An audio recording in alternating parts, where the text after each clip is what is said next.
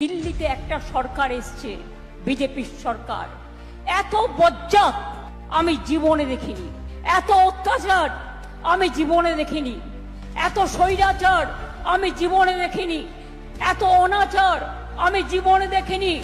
সবাইকে লাইনে দাঁড় করাবে আর নিজেরা সব লুটে পুটে খাবে। আর বলছে কি তৃণমূলের বিরুদ্ধে চার্জশিট। আমি বলি প্রথম চার্জশিট মোদী আর অমিত শাহর বিরুদ্ধে হওয়া উচিত, যারা দাঙ্গা লাগিয়ে দাঙ্গা করে ক্ষমতা এসছে। আজকে বিজেপির ক্যাসেট হচ্ছে সবাইকে ভাগাভাগি করে ভুলিয়ে রেখে দাও, তারা যাতে নিজেদের মধ্যে ঝগড়া করে, যুদ্ধ করে। আর এই সুযোগে বিজেপি যেন দেশটাকে লুটতে পারে।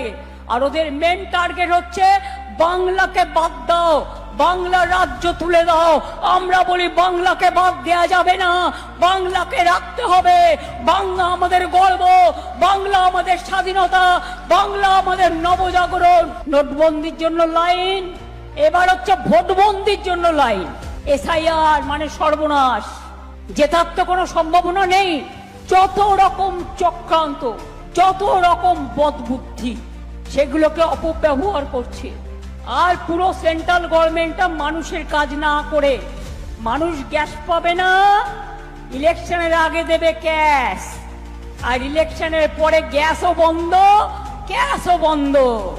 এটা বিজেপির খেলা, এটা vanish game plan. BJP vanish washing মেশিনের গেম প্ল্যান। মানুষের ভোটাধিকার কেড়ে নিয়ে পরে বলবে আপনারা get out and get lost. আমরা বলি BJP get out and get lost.